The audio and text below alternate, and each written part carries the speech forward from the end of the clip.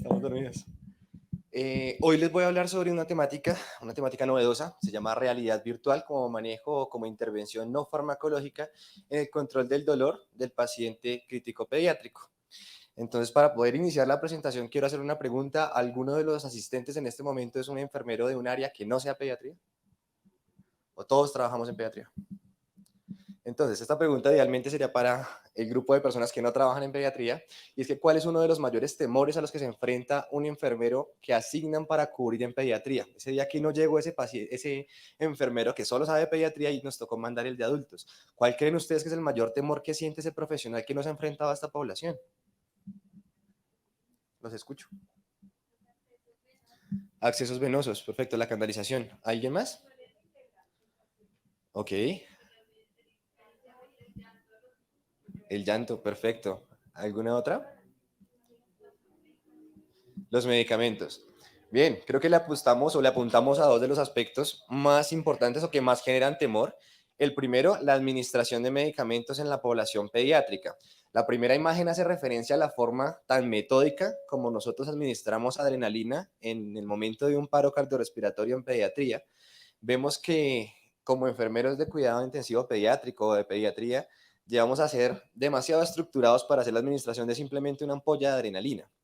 Entonces, si realmente existe algún temor importante frente a la administración de los fármacos. Y el segundo, lo que decía, en los accesos venosos. Realmente canalizar paciente pediátrico viene a ser un arte. Entonces, en ocasiones genera un temor importante a los profesionales que no manejan este tipo de población. Pero nosotros que estamos más involucrados en la población pediátrica ya perdemos esos temores. ¿Por qué? Porque ya sabemos, tenemos un conocimiento y un bagaje importante y por ende tenemos un temor un poco más fuerte. Nuestro temor presente en este momento es no poder controlar adecuadamente el dolor de ese niño que encontramos completamente irritable, que está llorando y que no tenemos idea de cómo controlar, cómo manejar ese dolor. La definición de dolor según la Asociación Internacional para el Estudio del Dolor es esta. El dolor es una experiencia sensorial y emocional desagradable asociada a un daño actual o potencial de los tejidos. Pero me gusta utilizar mucho esta otra definición que es de Margot McAfee, es una enfermera, que involucra más un concepto subjetivo. El dolor es aquello que la persona que lo experimente dice que es y existe cuando la persona dice que existe.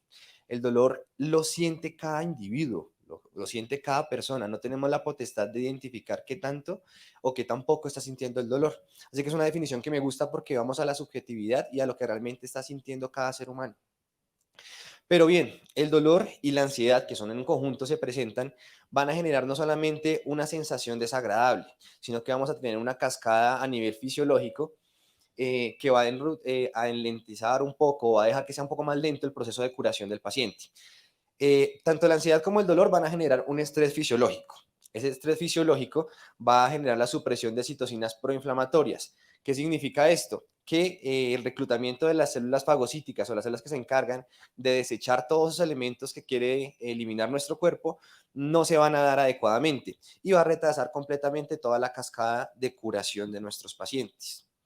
Además de esto, eh, varios estudios, en este caso trajo como referencia dos estudios colombianos, uno realizado en Pereira y el otro en Cartagena, que dentro de sus conclusiones nos llevan a pensar en el tiempo. Cuando el paciente tiene demasiado dolor y el control de ese dolor no es adecuado, aumentan los tiempos de hospitalización y esto involucra costos, involucra otro tipo de consecuencias para el personal asistencial. Bien, ya tenemos nuestra problemática clara, sabemos que estamos hablando del dolor y ya existen algunas intervenciones para poderlo manejar. En este momento hablamos de intervenciones farmacológicas y no farmacológicas. Dentro de las farmacológicas, las explicó Diana previamente, son todas las que hablamos dentro de la escala analgésica que ya está estructurada, pero no todo el manejo tiene que ser farmacológico. Hay un aspecto donde enfermería puede priorizar y es en el aspecto no farmacológico. Aquí hablamos de la distracción. En distracción hay varias formas o modulaciones, que está la escuchativa, escuchar música, hablar con los pacientes o enseñar ejercicios de respiración consciente. Pero la invitación de la charla del día de hoy es a que salgamos de este esquema, salgamos del esquema de solamente hablar de farmacológico y no farmacológico enfocado en estas tres opciones, sino involucrar una estrategia analgésica ideal. El ideal es que como profesionales de enfermería logremos esta estrategia con cada uno de nuestros pacientes. ¿Y de qué se trata esa estrategia? Primero, de educar. Tenemos que educar al paciente y a la familia del porqué de ese dolor. Cuando somos conscientes de por qué se está produciendo esa sensación de dolor, es mucho más fácil poder llegar a controlarla. Abordar la parte farmacológica con la no farmacológica en conjunto. No debemos utilizar una por aparte, sino en conjunto, porque esto lo que hace es potencializar como tal la acción. Y el sostén psicológico y social, que esto debe ser un reto para nosotros porque debe ser individual. Cada uno de los seres humanos tiene unas necesidades psicológicas y fisiológicas diferentes e individuales. El ideal es que aprendamos a conocer a nuestro paciente y podemos llegar a abordarlo desde esta perspectiva. Ahora bien, existen otros componentes adicionales que van a aumentar o disminuir ese dolor y van a ser el contexto en el que se está desarrollando ese proceso de dolor, el pensamiento que tiene el paciente, el nivel de cognición que tiene nuestra población, el estado de ánimo con la que se encuentra el paciente en ese momento, ese instante donde estamos haciendo la valoración. Y este foco va a ser indispensable en la charla del día de hoy, es la atención. Cuando le prestamos atención a ese foco doloroso, realmente el manejo va a ser completamente diferente y a lo largo de la charla les voy a explicar el por qué. Macaulay y Malott son dos anestesiólogos que se han encargado de investigar completamente todos los procesos del dolor y ellos nos hablan de una frase importante, y es que para que los estímulos nociceptivos se interpreten como dolor es necesario que se les preste atención. Cuando esa atención está fija en otro aspecto, podemos llegar a modular o a modificar la intensidad de ese mismo dolor y el malestar que causa. Entonces, volvemos a nuestra problemática, el dolor. Nosotros dentro de nuestras intervenciones como enfermeros tenemos demasiados procedimientos que el 100% van a generar un nivel de dolor. Va a ser diferente para cada individuo, lo tenemos claro, pero va a generar un grado de dolor. Entonces, como ya dijimos que cuando podemos intervenir en la atención de ese paciente, cuando podemos cambiar el foco de atención, pues vamos a empezar a modular el dolor a partir de innovación y de tecnología. Entonces vamos a hablar de dos temáticas nuevas, por decirlo así, o que estamos incursionando en este momento en enfermería. Una es la realidad virtual inmersiva y la otra es la realidad aumentada. ¿La han escuchado? La idea es que aclaremos los conceptos y que nos quede claro cuál es cada una de ellas y en qué momento las deberíamos utilizar. Arranquemos con la realidad aumentada. La realidad aumentada, el ejercicio o el ejemplo más claro, creo que todos en algún momento vimos noticias o escuchamos algo sobre el juego de cazar Pokémones. Realmente es una aplicación que tenían los celulares en la que dentro de contextos reales o espacios reales aparecían diferentes estructuras digitales, que en este caso eran los Pokémones, como lo vemos en la diapositiva 1, en la primera imagen, perdón. Eso es realidad aumentada, cuando dentro de un contexto real, en nuestra misma área real, empezamos a involucrar imágenes o diagramas virtuales, ¿listo? Pero sin perder nuestra realidad o nuestro foco. Como podemos ver acá, diferentes tipos de dispositivos actuales como los libros en los que salen como tal este tipo de imágenes que son generadas obviamente pues con diferentes tipos de tecnología. Ahora bien, entramos a la realidad virtual inmersiva, es completamente diferente. Aquí no vamos a tener un plano específico como el que acabamos de hablar. Nuestro plano real se pierde. Vamos a involucrarnos o vamos a entrar a un mundo completamente virtual, a un mundo diferente. Nos vamos a trasladar a un espacio que no existe. Eso es quiere decir que se permite la creación de un entorno simulado. Se va a proporcionar un entorno interactivo en 3 dimensiones. Entonces, cuando hablamos de realidad virtual inmersa, tienen que estar involucradas estos 3 aspectos, estas 3 dimensiones. Primero, la parte auditiva. Segundo, la visual. Y tercero, la táctil. El ideal es que cuando involucramos estas 3 sensaciones, el paciente se olvida de su contexto y pasa a un plano diferente, que es lo que quisiéramos en este momento como terapia.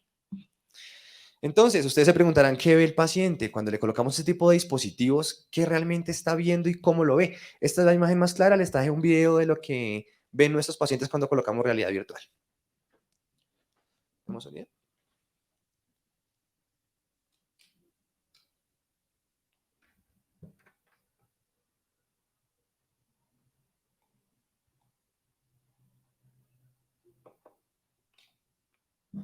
Entonces, para que lo puedan ver con sonido, el ideal es que lo utilicemos con audio e imagen.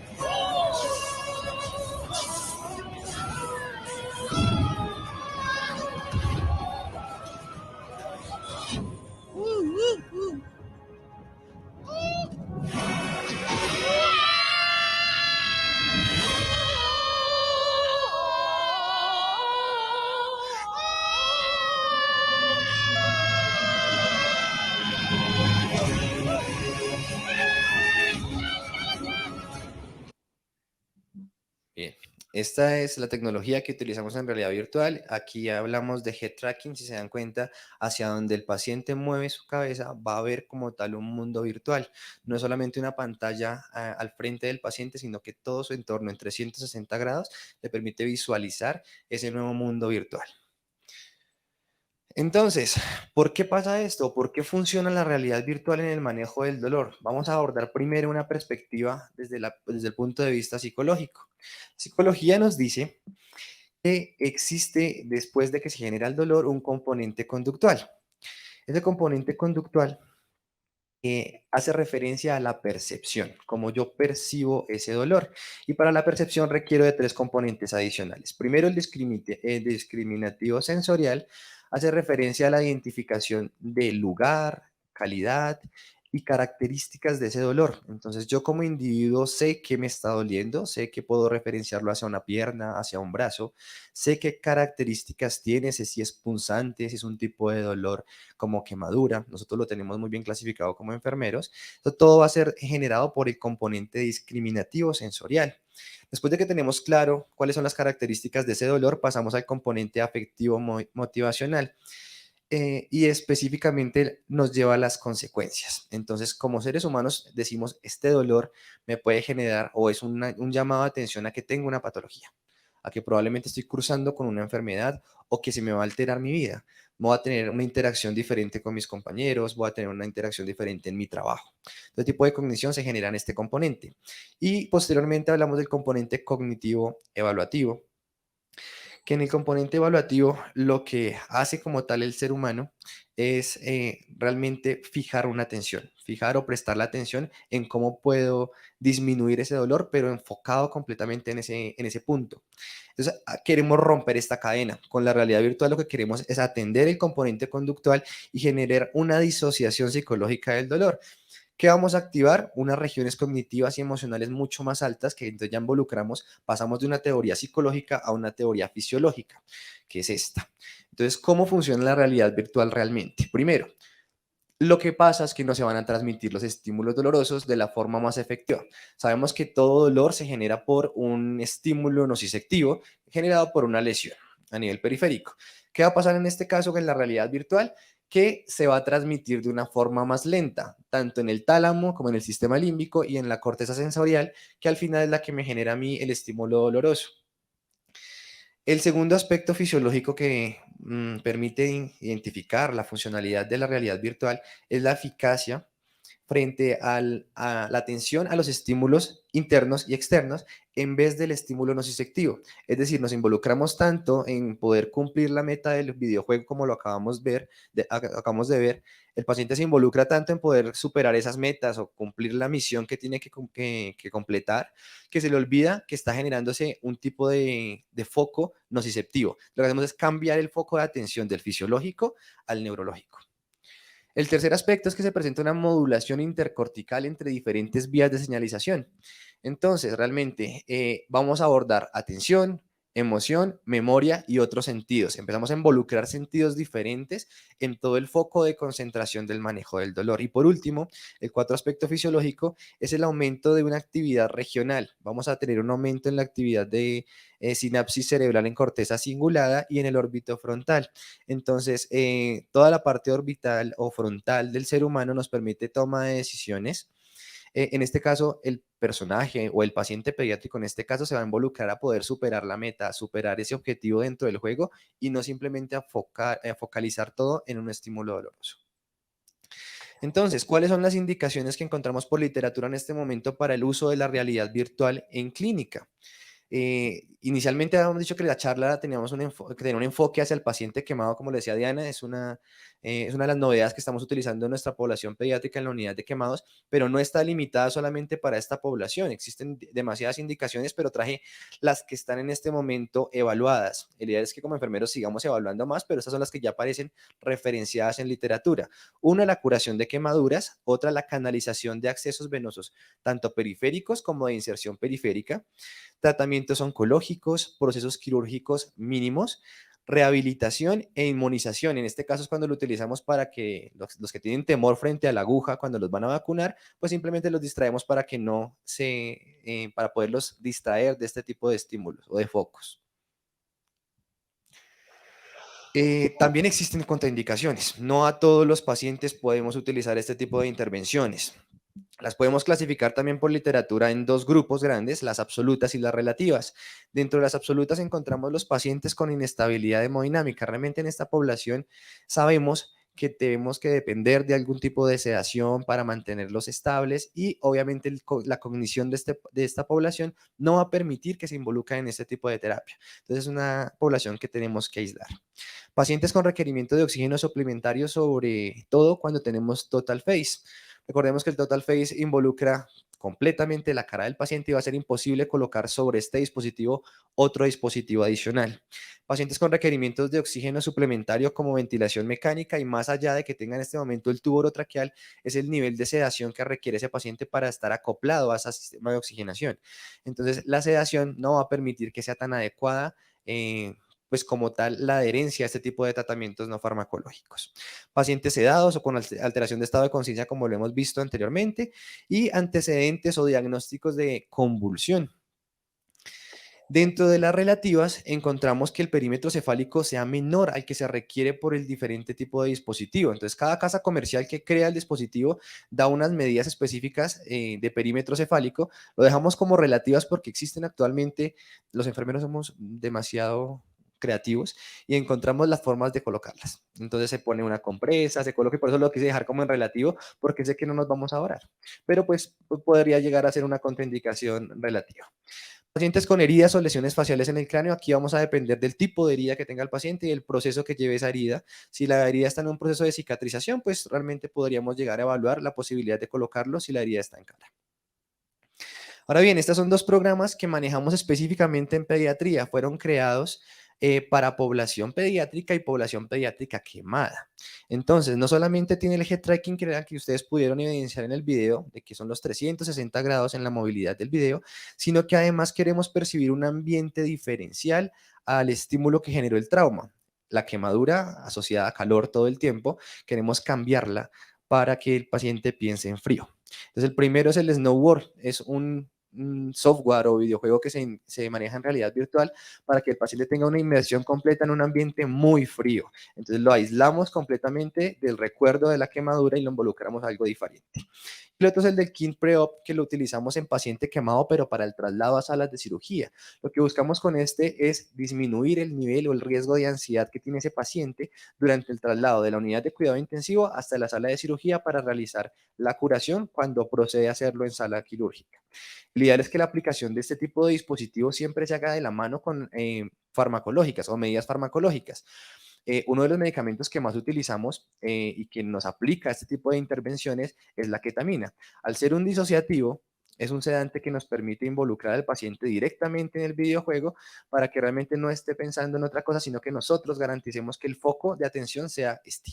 Entonces, cuando lo aplicamos en conjunto, potenciamos mucho más este tipo de estrategias. ¿Qué beneficios tiene para el paciente como tal la realidad virtual? Proporciona una distracción clarísima para el dolor, como lo hemos explicado por toda la perspectiva fisiológica y psicológica. Hay una promoción de la imaginación y del movimiento. No pierde el paciente pediátrico por el hecho de estar hospitalizado esa imaginación que debería tener un niño a las diferentes edades. Permite la creación de un entorno simulado, fomenta la autonomía y el grado de control, porque el que debe superar en ese momento los diferentes juegos o retos va a ser el propio paciente. Entonces le estamos dando un trabajo a él mismo para que con simplemente un movimiento logre superar algún tipo de obstáculo y no se sienta simplemente como un paciente hospitalizado. Potencialmente puede tener implicaciones a nivel cortical y más adelante voy a explicar esto porque cambiamos la perspectiva de hospitalización. El hospital deja de ser ese lugar donde vienen a chuzarme todo el tiempo, donde me están torturando, cosas que un niño no entiende porque no entiende realmente qué está pasando con él. El proceso patológico para ellos es diferente. Entonces cambiamos ese entorno hospitalario a un entorno mucho más amigable. También existen unos probables efectos secundarios, no todo puede ser perfecto. Entonces, el primero, los mareos y las náuseas debido al movimiento inducido en este momento. Como lo pudieron ver, si cuando se enfoca mucho en los movimientos tendemos a marearnos. que ya más adelante les diré que tenemos que tener algunas precauciones importantes de enfermería, entonces para la aplicación. El 2, el riesgo de aislamiento social o creación de falsos recuerdos. En ocasiones no es tan bueno que el paciente se vaya a un mundo de realidad virtual y que los únicos recuerdos que tenga de hospitalización sean dentro de un videojuego. Entonces podría estar catalogado como un efecto secundario. Y algunas investigaciones incluyen la aparición de convulsiones, por eso decíamos que dentro de los efectos o de las contraindicaciones absolutas está el hecho de tener algún tipo de antecedente convulsivo, porque este tipo de poblaciones tiende a presentar nuevos focos epilépticos por la misma estimulación que estamos generando. ¿Qué dispositivos encontramos en el mercado? Los que ustedes deseen. Encontramos muchísimos, pero quiere traer dos a colación porque algunos pensarán, esto es muy caro. Obviamente poder aplicar esto en, en mi unidad o en mi lugar de trabajo va a ser completamente difícil por los costos. El primer dispositivo que ustedes ven en la imagen es uno que deja de adecuar teléfonos celulares inteligentes. Es como tal, simplemente es el dispositivo de las gafas, pero se puede colocar el teléfono celular que todos en este momento tenemos, incluyendo el dispositivo de los papás. Lo podemos utilizar para empezar a hacer este tipo de intervención. En YouTube encuentran este video que ustedes acabaron de ver y se llaman videos de realidad virtual inmersiva. Entonces simplemente colocamos ese tipo de videos y podemos empezarlo a aplicar con este dispositivo que el costo reduce. Obviamente, no es tan inmersivo. Entonces ahí cambiaría un poco la definición. Para que sea inmersivo tenemos que pasar al segundo, que como se dan cuenta, involucra tanto la parte visual como la auditiva. Entonces aislamos completamente al paciente de la realidad del momento. ¿Qué características debería entonces tener ese dispositivo si queremos generar realidad virtual inmersiva? La complejidad de la imagen, entre más clara sea la imagen, mucho mejor, porque el paciente se va a involucrar en que el mundo es más real. Entre más píxeles tenga como tal esa imagen, más real puede parecer para el paciente. El nivel de interactividad, hay diferentes tipos de software, hay unos software que permiten que el paciente alcance monedas, que mate monstruos, en fin, diferentes tipos de esquemas. Entre más interactivo sea, más distraemos al paciente porque lo focalizamos en hacer ese tipo de actividades y no en lo que estamos haciendo por fuera nosotros en cuanto a la parte de intervención. La vista estereoscópica hace referencia a lo del head tracking que les hablaba en este momento, la visualización de 360 grados, la velocidad de actualización de la pantalla, entre más rápido sea el software, mucho más real se va a ver, y el campo de la imagen, que el ideal es que sea completo, que abarque completamente la vista del paciente. Ahora bien, ¿cuáles son las recomendaciones en el uso del paciente? Primero, educar. Es importante que expliquemos tanto a la familia como al paciente qué vamos a hacer, cómo va a funcionar, qué va a haber. Nosotros antes tenemos que habernos puesto este dispositivo y debemos entender qué va a ver el paciente para podérselo explicar. ¿Por qué? Porque si simplemente colocamos el dispositivo y dejemos que él lo hace, pues realmente la terapia como tal no se va a llevar a cabo. Debemos primero generar un protocolo que más adelante lo hablaremos para entender muy bien qué le vamos a explicar a ese paciente y cuáles van a ser los objetivos que él debe cumplir.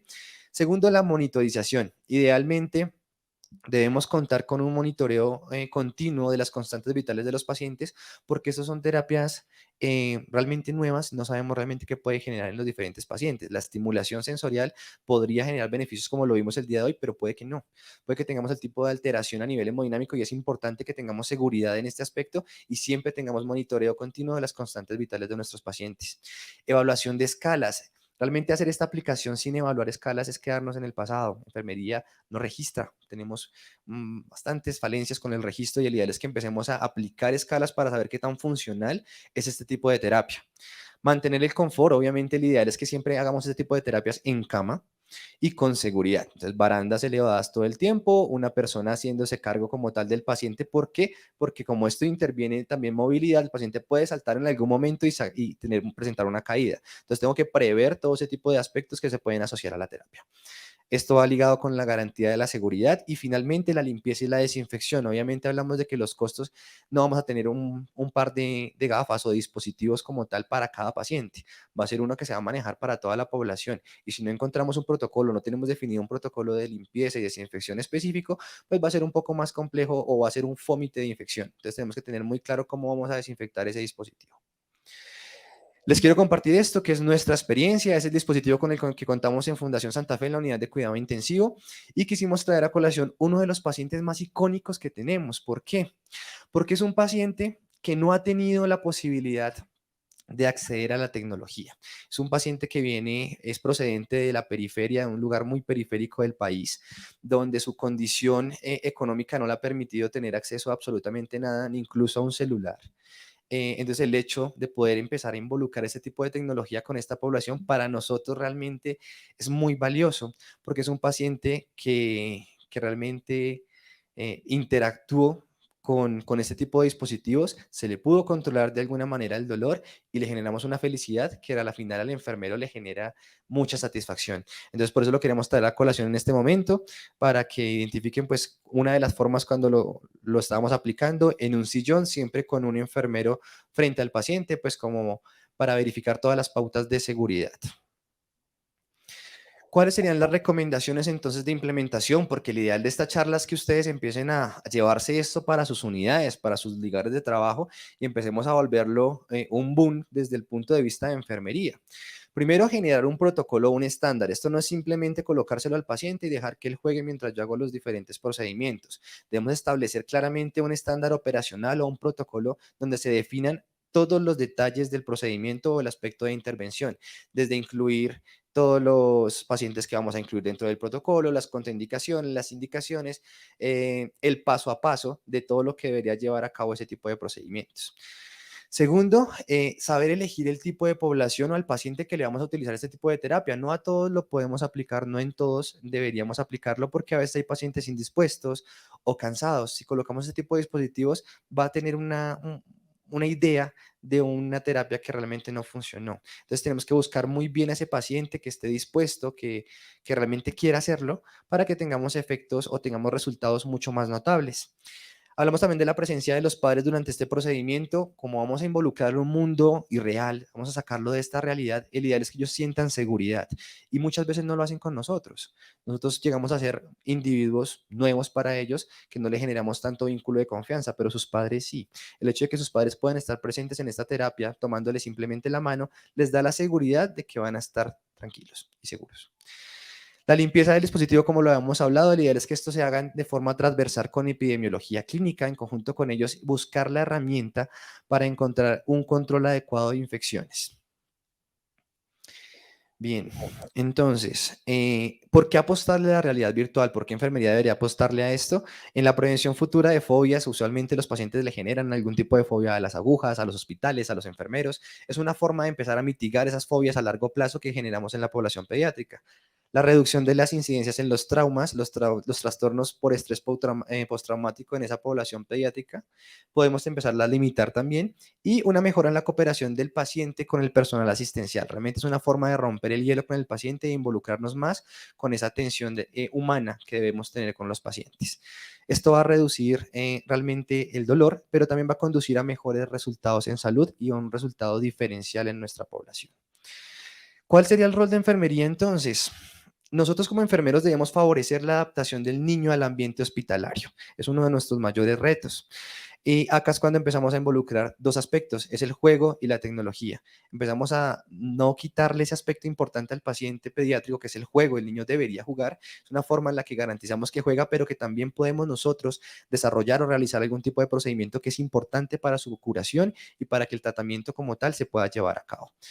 Esto nos va a permitir a nosotros disminuir el miedo, la ansiedad y el dolor, que realmente son tres de los aspectos más complicados de una hospitalización. Ya para finalizar, simplemente quiero terminar con una frase que los invita a perder el miedo a la tecnología y a poder realmente tomarle el cariño a ese tipo de novedad o de terapias de novedad. Ricardo de Querol habla sobre: nuestra especie se ha adaptado una y otra vez a los avances revolucionarios.